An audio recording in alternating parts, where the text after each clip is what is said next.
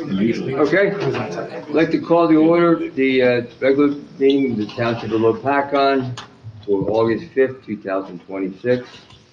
Please bow your heads for a moment of prayer.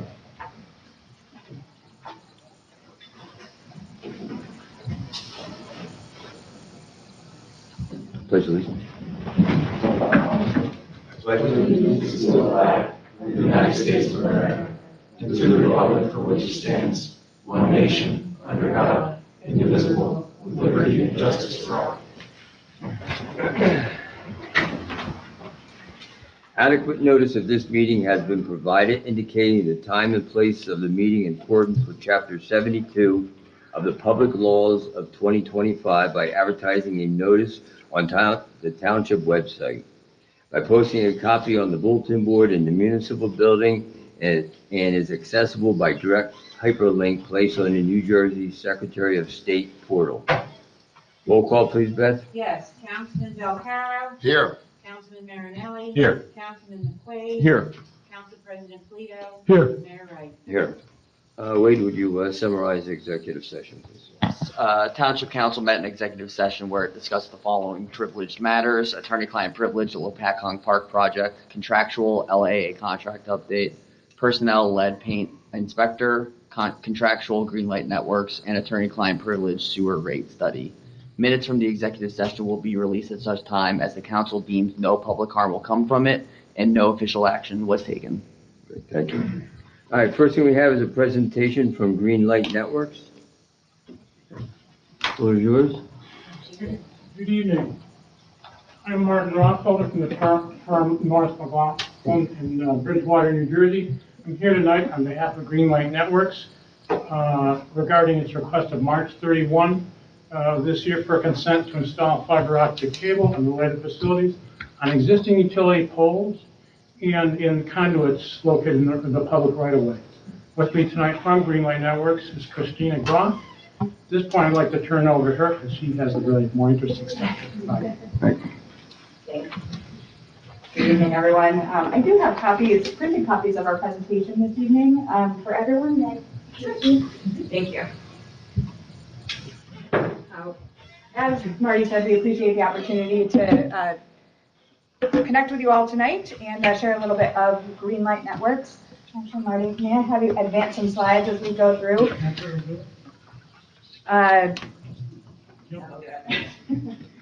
So as you said, my name is Christina Groff. I'm the Director of Public Relations and Community Engagement, working with Green Light Networks. Our company was founded in 2011. So just last week, we celebrated our 15th anniversary in business. Our CEO, Mark Murphy, started the company by himself in Rochester, New York, alongside his dog in his garage. So it was really that wonderful growth story as we reflect back over the past 15 years. He saw the need and the demand for better internet service, and fiber optic was able to provide that.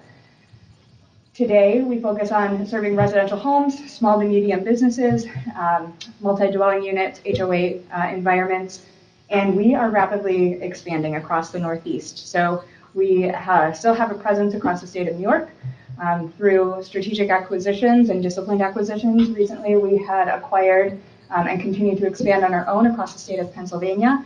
And just recently, and you'll see on a future slide, announced our plan to serve communities across the greater Lehigh Valley. I can head to the next slide. Wanted to share this with the group as we move forward.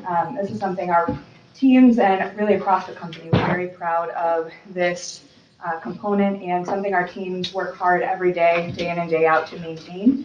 Out of the level of service that we provide, value reliability, our speed, our technical support, and most important to us, our customer experience. We are top rated by Consumer Reports out of all of the internet service providers across the nation. So I'd like to call that out in the ways that we work together closely with the communities that we serve. Go ahead. I wanted to share a little bit about our community benefits overall. So for those that may not be as familiar with fiber optic internet infrastructure, we are 100% fiber. So what that means is symmetrical upload and download speeds. We run on fiber, so speed of light runs along the fiber strands. versus traditional copper coax cable. And the future-ready fiber infrastructure, the way in which that benefits the local economy, we see that increase property values. Whether residents become a customer of ours or not, of course, in the long term, if we're fortunate to be located here, we hope that they do, but whether or not local residents become a customer of ours, their property values can go up on average by 4.9% at least. We like to continue to be a partner with all of our local municipalities and townships and boroughs that we connect with. Really having this infrastructure in a community supports any local economic development initiatives, local placemaking initiatives. And we saw throughout the COVID pandemic the critical need for reliable internet infrastructure, and fiber optic provides that. It's a superior product overall. And I'll touch on a future slide, but it really is a core part of our mission at Greenlight Networks to be not just a local internet service provider, but truly a partner alongside local communities. So you can go ahead. So I wanted to share some of our local plans, and on the next slide we'll get to a map. But as part of our proposal this evening, our anticipated plan in initial phases would provide access to approximately 1,000, a little more than 1,000 local homes and small businesses. When we look at the overall timelines, obviously many variables there, but anticipating our first areas could potentially be ready for service as early as Q1 of 2027. Again, obviously depending on permitting and requirements, and as we move forward, different construction timelines. As I mentioned earlier, it was just a handful of months ago, April 2026, we announced our commitment to serve the greater Lehigh Valley, both Pennsylvania and New Jersey, starting with the city of Bethlehem. So we have active construction underway. We have customers already installed in areas in the city of Bethlehem and already connected there, so that's continuing to progress. Locally, we do also have plans that I can share publicly to serve Easton and Phillipsburg as well. And as we progress, we'll continue to announce additional plans and communicate with everyone. So initial phases, wanted to share a map, and the printed copy is there for all of your review as well. So those areas that you see in the green are what we'd like to build and provide access to initially, and continue, to be able to look for opportunities to expand across the township. The names that you see on there really are just our internal names, our district names, for the nomenclature that we use internally to carve out and identify certain build areas. Okay. Yep, go ahead. As I mentioned, really strive to be more than an internet provider. It's important to us to come alongside and be a community partner. I'll share a little bit of my background before coming to Greenlight Networks. I spent nearly a decade in community and economic development work, ran a local chamber of commerce and a local development corporation in New York. And now it's a wonderful opportunity for me to be on the side of it, working hand in hand with Greenlight Networks as we expand, to be able to look at what is important to the communities that we're serving and seek and identify opportunities, not just through the infrastructure, but in all of the ways that we could continue to partner as we move forward. A couple of examples I shared. First step, we always join our local chamber of commerce. The Greater Lehigh Valley Chamber has been a tremendous partner since we joined last year. We've sponsored local concert series working with them, local mayors and municipal reception. So it's really been a wonderful way for us to get an understanding of the broader community and the initiatives that are important. You can go back one real quick. I know we'll get to the exciting stuff, I promise. And just highlighting, every step of our process, from pre-construction all the way throughout the process when we are identifying areas to build, we ensure that we have our team boots on the ground locally with the ability to answer questions. We like to host get-to-know Greenlight events and just be very open to ensure that as residents have questions, we're able to answer them along the way. We've partnered with local community centers to house our network equipment. We call it our point of presence sites, and we'll often be seeking anchor institutions to partner with to house our network equipment and then complete the build out to the neighborhoods from there. Okay. Again, I just wanted to highlight, part of our construction processes and the communication that takes place. I mentioned boots on the ground. We want to make sure that we're here, have a direct point of contact that not just all of you representing the township, but all residents can go to be able to answer questions and navigate along the way. Regular construction notices on every single impacted door in areas that we would be seeking to build, in addition to signage. Then as we move forward through restoration processes where there is potential for underground, if there's underground work that needs to take place, very communicative along the way, and ensuring that Greenlight will always comply with any municipal ordinances and really be a partner with the municipality to ensure that things are put back into place. We know that that can sometimes be a painful process, and it should be put back into place better than it was when we left it, and that's something that we strive for every step of the way. Another piece on this front, we do have a website available that has a video explaining our construction processes and just informative to ensure that residents know what to expect. Another thing I wanted to call out that I think is a bit different than what we see other providers, but is an FCC requirement. On any of our fiber optic lines, you see this tag right here, bright green, very visible, indicating what lines are ours, with our phone number on it as well. So just making sure that every step of the way that's transparent. Okay, so the next one. Just wanted to lay out a bit of how the system works once we have an opportunity to build in a local area. I mentioned our point of presence sites.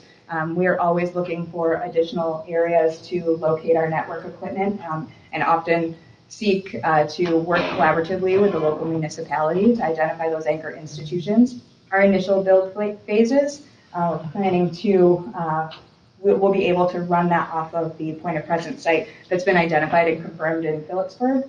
And then as the lines are run, again, I mentioned, primarily aerial along the utility poles. When it comes time for resident connection, those that choose to become a Greenlight customer, our technicians come out and do a drop installation. So you can see a photo of the box that goes on the exterior of the home, and then run the line from that box to what we call an ONT, similar to what some may have as a modem, but it's an optical network terminal inside the house. We can also provide a wireless router. Seamless end-to-end. The biggest difference, and we really like to stress, and why we see the difference in reliability and service is because it is 100% fiber optic end-to-end. So you get that symmetrical upload and download speed. We do offer speeds from 350 megabits of service all the way up to 8 gigabits, which is more than most folks need. Our most popular plan is the 1 gigabit plan. And I believe that may be my very last slide outside of my contact information. I'm happy to answer any questions that any of you may have. I also, will be able, if I don't have an answer for you today, we'll be able to take your questions back and ensure we're working with our team and be able to answer any questions. Anybody have anything? You said earlier that you'll be using the current utility poles and underground conduits. So you're not adding a new conduit, you're going to use the same conduit. Say Xfinity just laid lines. You'd be using their conduit, or you're going to lay your own conduit? I believe it'd be our own conduit, our own in areas that need to be underground, but I will have to, I can verify that with our team on exactly where that would be impacted. Okay. And to my knowledge, it's primarily aerial in what we're looking to do. We can verify the specifics street by street in the plans as we move forward once, Well, in the area I live in, for example, yeah, everything's underground. The area that you had highlighted in green is, I think, utility poles. So that'd be easier for you guys. Exactly, yeah, and that's typically our goal when we can go aerial Right. without doing the underground disruption. There are occasions where that may come into play, depending on the network design. But again, communication along the way. I know that we anticipate, and given the tentative timeline that I shared, likely 90 days to where we'd be able to hang the line. So don't anticipate heavy underground anything. And I guess just to ask. Sure. Oh, sorry. No, I don't have anything. I spoke with your attorney on the phone. I think we'll have a right-of-way agreement that we'll negotiate, just laying out that you guys will put everything back the way that you found it, everything like that, everything that you would do anyway, but just, I'll work with your attorney, and I think that's the next step at our September meeting. And then there'd be a resolution at the meeting authorizing. Authorizing consent and the execution of the agreement. Okay, Yep. that's perfect. Beautiful. Happy to work with you. Yep. Thank you very much for coming in. Do you have anything? Just a quick question. I guess once that step is done with the right-of-way agreement, Yes. yes, how quickly do you think you guys would be prepared to file road opening permits and be able to come in and meet with us just to kick off the construction process? What do you think the timeline would be? Really right away. Okay. I know we have teams, especially since we're doing active work across the Lehigh Valley area. We've got teams that you may also be seeing potentially some permitting requests come through from some of our consultants in preparation for potential full application. So we're eager to start that discussion to that point, and happy to have our team sit down directly with the team here. Sure, yeah, certainly once, Beth and Terry receive the applications for installation, then, our office will review and we can have a pre-construction meeting, get you guys started. That would be wonderful. Great. I have one more. Sure. I'm sure you guys did a study why you want to come to this area, right? We did, Okay. yes. So- Because I know in the past years, when fiber first started coming on and seeing, coming out here was something that it was a no-go zone because it didn't have the volume of, potential customers for it. Mhm. So what's the difference?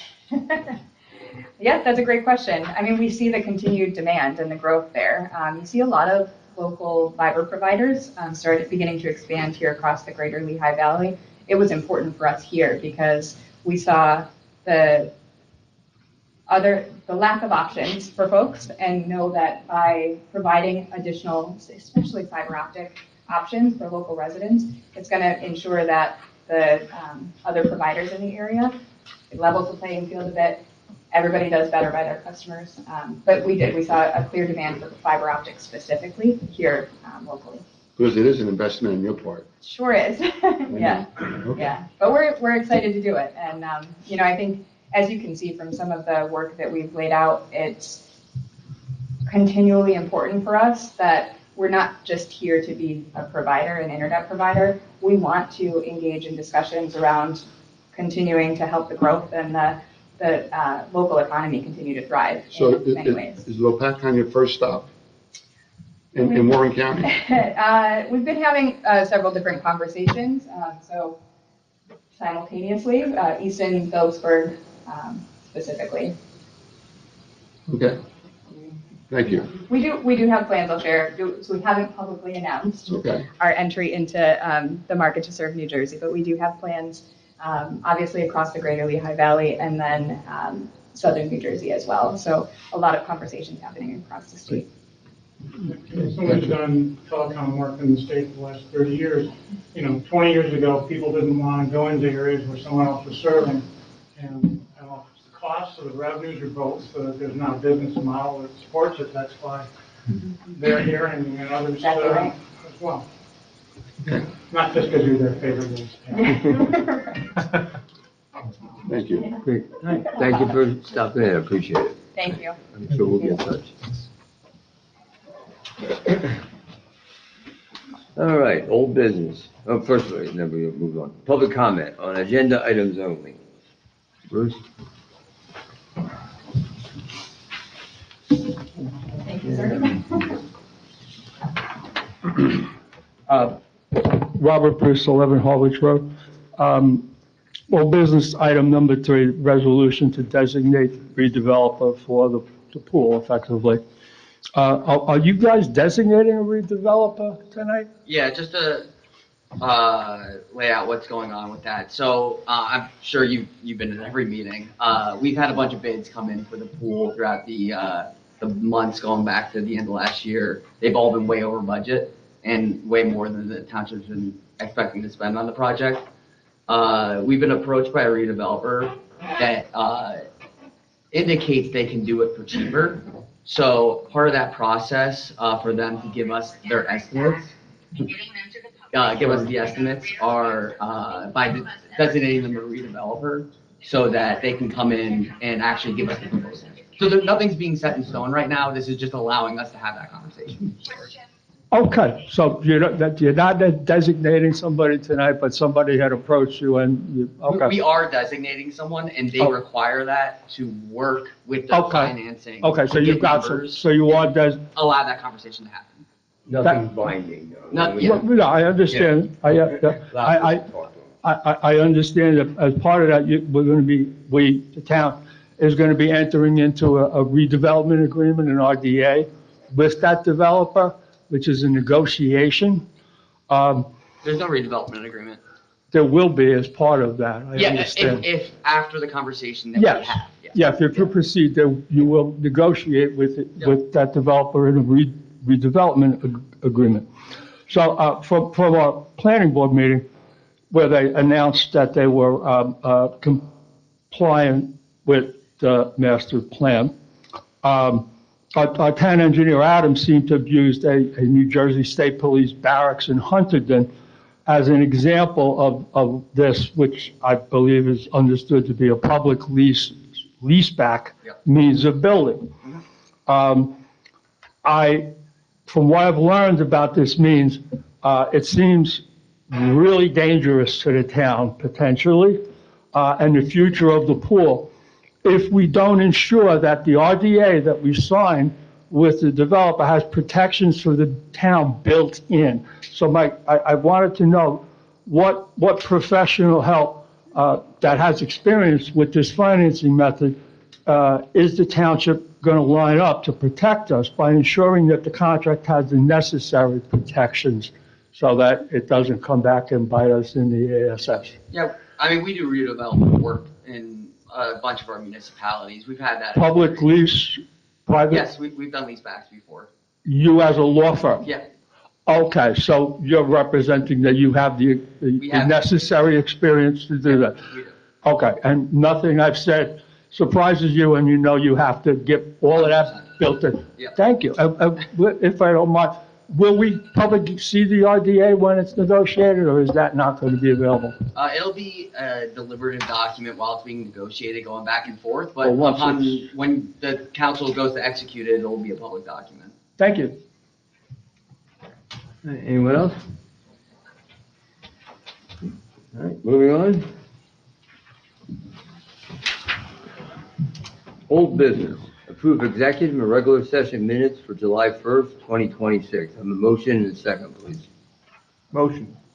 Second. Roll call vote? Councilman Valcarro, Yes. Councilman Marinelli, Yes. Councilman McQuaid. Yes. Council President Polito. Yes. Mayor Wright. Yes.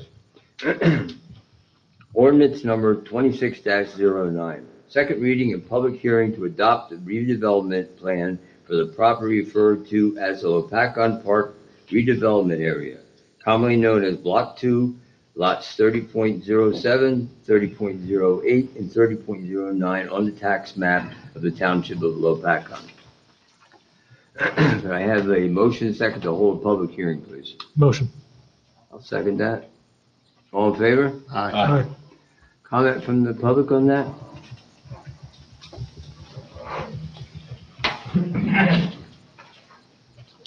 John Kitcherson, 38 J Lane. I'm probably still as confused about this whole thing as the planning board was when it was discussed with them. So it would be good, as the council's discussing this and voting on this, if they could just comment on what this means as far as leasing back and stuff like that. One of the questions that was asked at the planning board from one of the members was, what's in it for the redeveloper? I mean, they're coming in, they're financing stuff, then they're leasing stuff, and at the end, it goes back to, to the township. It was just kind of confusing. So, and the other thing that was kind of mentioned is that there's not going to be anything new going in, I think were the words that were used, and that some buildings were being spruced up. The pool obviously is going to be new. If the council can comment, has the scope of the pool changed at all? There were an awful lot of things that were outlined when the pool was proposed, or when I should say when the park was proposed, including the year-round pavilion, the lazy river, places that residents could rent out and stuff like that. Has any of that changed? Or is the scope of the park still the same? So, going back to your first question, so it's very initial. So we were approached by a redeveloper, as I said, and they needed to be designated a redeveloper to go to their financing and get numbers for us. Part of the discussion is going to be the scope and what like changing things to make things cost more money. So there isn't a known scope at this point. They're going to sit down, say like, hey, if we want to do this, how much this is, and they're going to get numbers for the township. That's my understanding of that. As for what makes sense for them, they have less strings attached on how they can procure things. They don't have the local public contract law. They have their own contractors that are working for them. Whether or not it does make financial sense, we won't know until we get those numbers. That's what they're indicating to us. So that's going to be a plan that's reviewed at a future time then? Yeah, there'll be a subcommittee. The mayor and any available council member is going to meet with them, go over those, and then at public meetings as things proceed, it'll be discussed. Okay. So going back to the scope, we don't know really if the scope has changed then for the park? I mean, that might be a question for you guys. Well, we know we gotta lower the prices, we can't afford it. Yeah. Sure, So, yeah, that's understood. What they can get their prices for, we don't know yet. You know, what I mean, maybe they can get a pavilion a lot less than we can get it for. And they don't have to worry about change fees, all this other stuff that could be sprung on us when we get caught and get wrapped into it, we have to pay. Okay. So, when that picture is finally decided upon, will the council present that to the public at any point before we actually? yeah, oh, yeah, definitely. Okay, all right, thank you. Yeah. We'll have them do it probably, you know what I mean? We'll have them come in and put on a presentation. Okay, anyone else? Seeing none, motion is second to close the public hearing. Motion. Second. All in favor? Aye. Motion is second to adopt this ordinance. I'll make the motion. Second. Roll call vote. Yes. Councilman Delcaro? Yes. Councilman Marinelli? Yes. Councilman McQuaid? Yes. Council President Polito? Yes. Mayor Wright? Yes. Resolution to designate redeveloper for Block 2, lots 30.7, 30.8, and 30.9. I have a motion and a second, please. Motion. I'll second that. Roll call vote. Councilman Delcaro? Yes. Councilman Marinelli? Yes. Councilman McQuaid? Yes. Council President Polito? Yes. Mayor Wright? Yes. New business. Ordinance number 26-10. First reading to establish, adjust retainers and wage ranges of certain employees. Motion second, please. I'll make that motion. Second. Roll call vote, please. Yes. Councilman Delcaro? Yes. Councilman Marinelli? Yes. Councilman McQuaid? Yes. Council President Polito? Yes. Mayor Wright? Yes. Number 2, ordinance number 26-11. First reading, amending chapter 93 construction codes, uniform section 93-3 fees to establish mechanical subcode permit fees. Have a motion and a second, please. Motion. Second. Roll call vote, please. Councilman Delcaro? Yes. Councilman Marinelli? Yes. Councilman McQuaid? Yes. Council President Polito? Yes. Mayor Wright? Yes. Ordinance number 26-12. First reading to amend chapter 119 entitled Fire Prevention to section 119-9 permit fees, amending certificate of smoke alarm, carbon monoxide alarm, and portable fire extinguisher compliance fees. Have a motion and second, please. I'll make that motion. Second. Roll call vote. Councilman Delcaro? Yes. Councilman Marinelli? Yes. Councilman McQuaid, Yes. Council President Polito, Yes. Mayor Reddick. Yes. Consent agenda. I need a motion and a second for items 1 through 11. If everybody has nothing you want to change. I'll make that motion. Second. Roll call vote, please. Councilman Delcaro. Yes. Councilman Marinelli. Yes. Councilman McQuaid. Yes. Council President Polito, Yes. Mayor Reddick. Yes.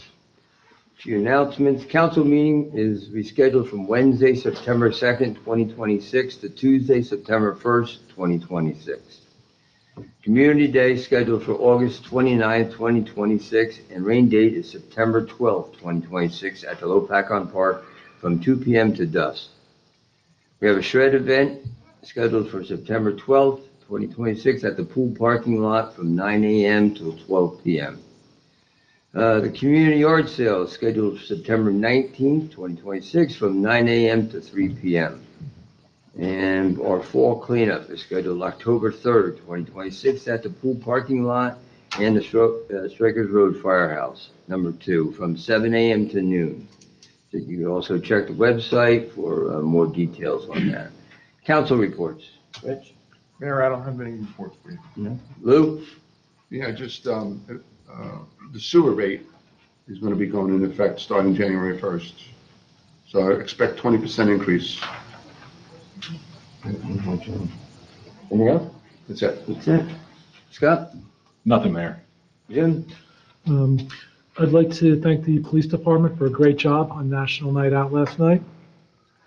And also the Recreation Committee is looking to do a 5K walk run. We call it the 5K Your Way for October 10th, benefiting American Cancer Society. This will be done for Cancer Awareness Month. And that's all for now. Thank you. Myself, I want to thank everybody. Last night was a great night. The police department was out there in force, fire department, Phillipsburg squad, and a lot of little tables were out there in the community. It was nice to see so many people out there. They had great food. It was a really fun night. So I thank everybody who showed up. That's all I have. Engineers report. Adam? Yes, thank you, Mr. Mayor. To give everyone an update, our Sallyport project is continuing to progress. The site improvements out front of the Sallyport here next to our meeting room, the site improvements were completed last week, paving and some drainage repairs that were needed. We're currently waiting on the bricks to be delivered. The bricks were on a long lead time, 4 to 5 month lead time. We're expecting those will be delivered to finish out the front of the Sallyport. They were projecting the end of August or September, so I'm hoping in the next 2 months we have a completed exterior on the building. And I believe they're waiting on some railing and some other items to be delivered as well. I know those were on order a few weeks ago. So we're getting close on that. It's been a while.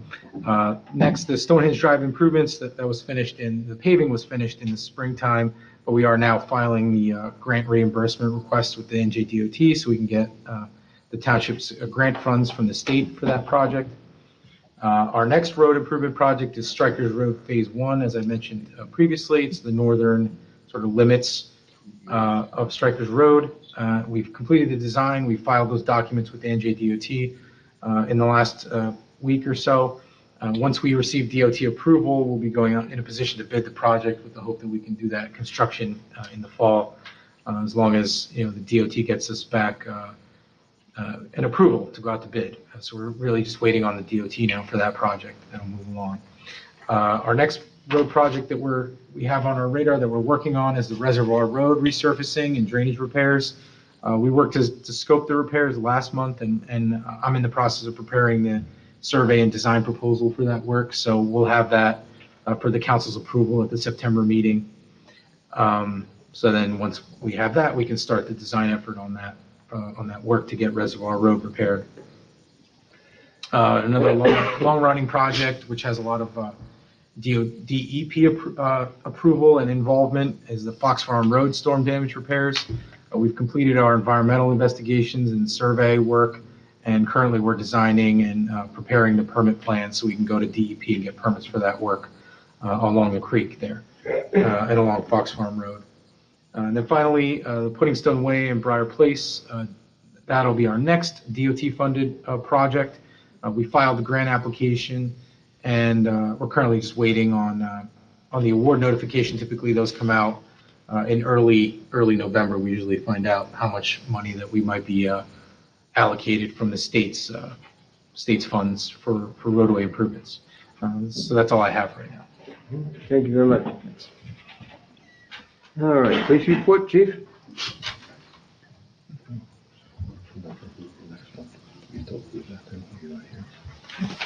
Thank you, Mayor, Council.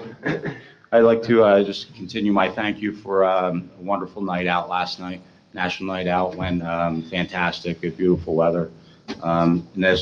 Thank you for all your support there, and especially to our organizers that organized the entire event, and then our businesses who donated, and our volunteers who spent their time and evening out there with us supporting the night. So I thank you.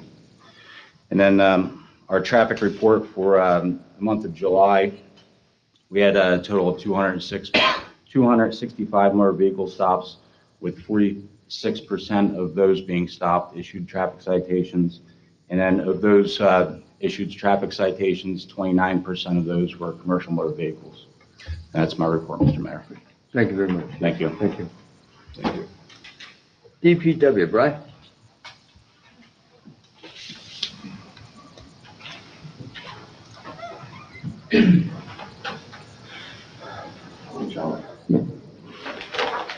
Yeah, just a quick report, a little bit. Normal stuff, cutting grass. We had a sinkhole out in the municipal building parking lot here. We fixed that. You know, you see a square patch and different things in there. We are cutting along the side of the roads.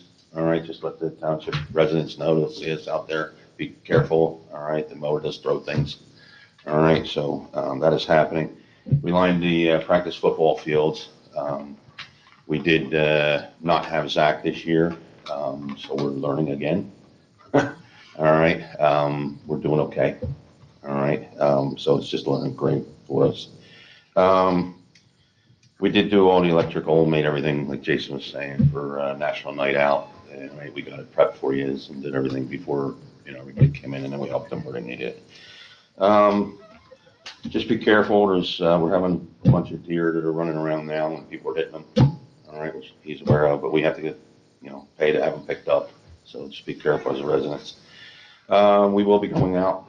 We've been going out and doing potholes, and you know, we made a list of things, so that is coming. We did a bunch of them already. I've been working with K&A down below here, Adam, with the Solid Port to get that, you know, settled. I'm pretty happy with it at this point. All right, that's kind of the report. I would like to make one statement, if I may, work-related. If you guys get a chance, I really think that North 2nd Street between Aurora and Baltimore Street really needs to be addressed. All right, it's getting to the point it's above our level.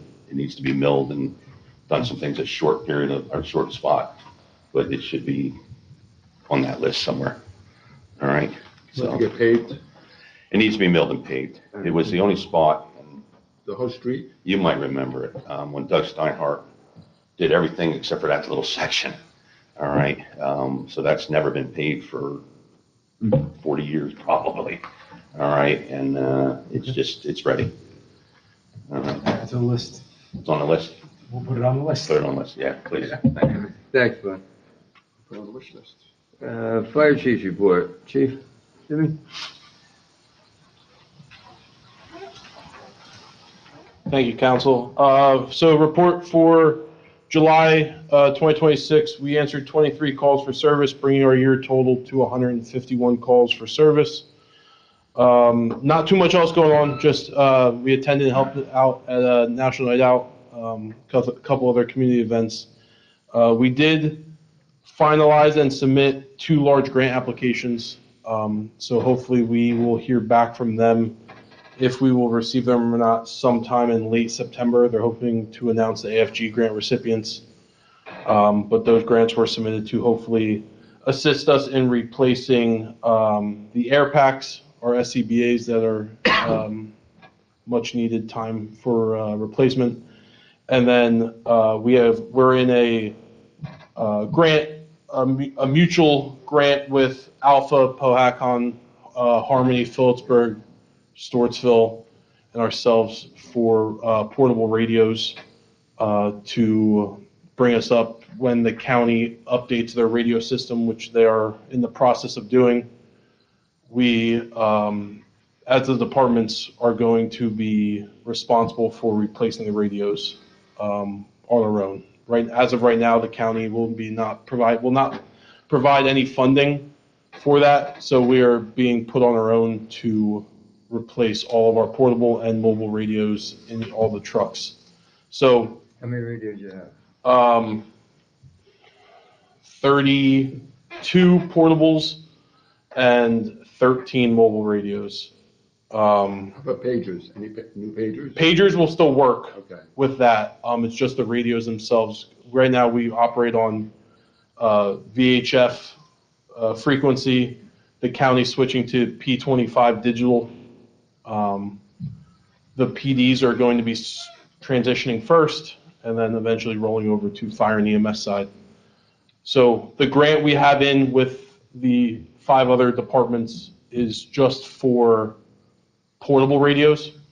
They would give each department 30 radios, so we get 30 radios and 3 bank chargers at a price of, I believe it was like $98,000 worth of radios for each department. It puts it right around $1 million. I think it was $980,000 grant for this 5 departments to be able to get portable radios, because each portable radio we purchase nowadays is, I think the last quote I got was $4,700 per radio. So we're trying our best to get the assistance from grants. They gave you a date when they were going to come over, didn't they? Their goal is by the end of 2027, but they can't switch until the entire county is on the same page. And without the county providing any funding, I'm not sure when that would happen, because it's going to be a lot of funding for each We department have to to talk get. to Kim, make sure we get, maybe we have to kick up that radio, Because, I mean, at the end of the day, we're Fine. still, just so we're all on the same page, we're still going to have to, when they switch, purchase the mobile radios, because FEMA, which is the AFG grant that we're going through, FEMA only provides portable radios. They won't, in their grants, pay for mobile radios. So we will still have to fund all the mobile radios, which are 13 mobile radios for the department. and your base station. And we have 13 mobile, I didn't even count, and a base station and 2 base stations in each station, so. Okay. So, but, and then on the other hand, the SCBA's, we're going for that also. And that's how, That's if we don't get a grant. If we don't get a grant, the last quote we got for everything we need, packs, masks, RIT packs, high 300s, almost 400. But it's one of those things that we can't live without. Our current SCBA's are 3 generations old now. They were purchased in 2009, I think we got them, the MSA packs we have now, but they're getting harder and harder to get parts in, because MSA stops providing parts for their stuff once they get 2 generations old. So this is for the fire department, correct? Because you're saying 911 is updating their system? Yeah. Would that also equate to the police department radios? And the DPW. Yeah, that's something we're already working on. Our project's in place, and we're currently working on it. Yeah, they're switching over a lot sooner, I guess, than. They were actually scheduled to switch everything over by July of this year. Again, just like the chief said, they can't move until every department in Warren County is ready to move on. So everyone needs radios? That's Well, no, not Chief gone, is full ahead. He's actually, you're good, right, with your portables? Yep, I just have to update my licensing, and we'll be Yeah. set. Yeah, the PDs were planned to be the switch over a lot sooner than the fire and EMS side, as to test out the new system. Right now, the new system's up and running. You can use both right now. You can use the new. Yeah, they're simulcast right now until, I guess, at our last county chiefs meeting, it was said that they're still waiting on a few parts from Motorola to come in place, but I guess it's simulcast right Yeah, now 'cause I know- before they officially switch over. Most of the sheriff now is on the new radios. Yeah. But we do have some of the old ones yet. Yeah. But But yeah, everything right now on the PD side, I guess, is simulcast, where you can still operate with the old until it's fully switched over. No better. That's what's been said. So, but I guess they're adding 3 more towers in the county, so I guess that'll fix stuff. But Let's hope. thank you. All right, thanks, Chief, appreciate it. EMS, nobody from EMS? Shade Tree? Board of Education?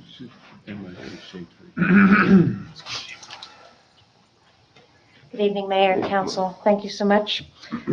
So for August 5th, our first day back to school is on Thursday, August the 27th. So the summer is slowly but surely ending.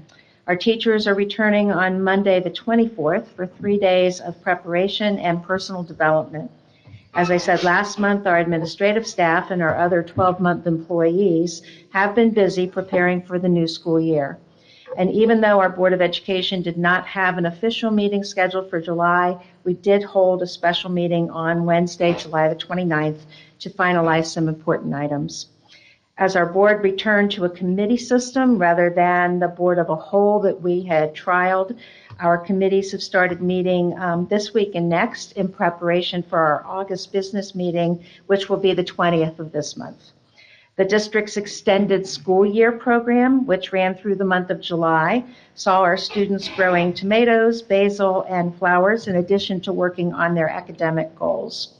Our kindergarten Jump Start program was in full swing for incoming students to acclimate what to expect in their kindergarten year. 59 students attended 4 days where they explored the elementary school building, rotating through classrooms, making new friends, and learning about different animals.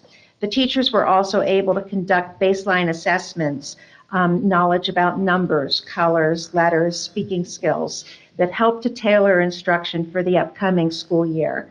This program has proven to be a great success and indeed a true jump start for those families who choose to attend. Our supply lists for our students have already been sent out through the virtual backpack to our middle school students, and then also in direct emails to the families from our elementary school principal, Dr. Wayne. There's also information for Healthy Kids enrollment information for those families who need before and after care at our elementary school. That was included in the elementary school email. Our students in our 5th through 8th grade received summer reading project reminders. This is not the first time they've seen it. They all needed to read a nonfiction work. So that was in the virtual backpack. There is a 12-page book report guide that offered clear and a less stressful way for students to complete the assignment and to share what they had learned from their reading. And as I looked at it, it's been a long time, obviously, since I've been in middle school, and even my own children, you know, they're long past that date. But I just thought it was really interesting to make how it made it easier for our students to be able to report what they had been. You know, book reports can get to be like scary, and especially something you had to read over the summer. But these were really, every page just had, and it's digital, that they fill it in. It's asking about the character identification and what the personality traits are, what the physical traits were, what those characters might have as beliefs or values specific to them. And then there was a whole page of like name words that they could use to describe it. So it made it easy for them to think about how the story went, for the characters, for the setting, for the plot, what the end results were, and then what their own feelings were about the book. So I just thought, as I looked at that, I'm like, what a great way to educate our students and to help them to be successful. At our August 20th board meeting this month, we will be interviewing candidates who express their desire to fill our one open board seat. Anyone who is still interested may still submit an application by next week, August the 12th. We do have 3 candidates that we will be interviewing, but if anybody else is still interested, we're open for that. So we look forward to the start of another school year. And as always, we appreciate this opportunity to share some of what is happening in the district. Thank you all very much. Thank you very much. Thank you. Okay, LAA report, Mark's on here. All right, approve of Department reports, motion and second, please. Motion. Second. All in favor? Aye. Payment of bills. Motion and second, if everybody agrees with the bills. Motion. I'll second that. Roll call vote, please. Councilman Valcarro, Yes. Councilman Marinelli, Yes. Councilman McQuaid, Yes. Council President Polito, Yes. Mayor Ryan. Yes. Okay, public comment. Mr. Bruce?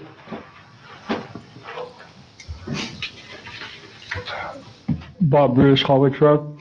As I mentioned before, the planning board, when I was there, they had a lot of questions on the redevelopment plan. I just wanted to note that our planner and our engineer, Adam, as always, were very, very helpful in presenting to the planning board and answering the questions that they had. Mr. Baldwin, I want to apologize if I overlooked you as an experienced professional in my questioning. I thought your explanation tonight was top-notch. I'm relieved to learn that you are well-experienced in how we need to protect ourselves in these agreements. One question in regard to that, the biggest fear I had was a bond. Are we getting 100% bond? Are we going to have 100% bond in case these guys go belly up? So, like, as insurance? As kind of what I would hope would be boilerplate in the agreement, that they have to post some bond in order to protect us in case. Yeah, well- there'll be some sort of, like, if they don't perform under the contract, then we'll either get a performance bond that'll finish the project for them, Right. or have some sort of, like, That was the biggest Yeah. thing that I had, a whole bunch of other things, but thank you. Yep. Okay, thank you, Mr. Bruce. I thank Mr. Belcaro for marking up the sewer through all this plan. All public jobs, contractors have to be bonded, you know, and usually to whatever the cost of the project is. Well, I'm referring to the sewer, so thank you for your work on the sewer. All right, anyone else? Seeing none, motion for adjournment. I'll make a Motion. motion. Second. All in favor? Aye. Thank you for coming out, everyone.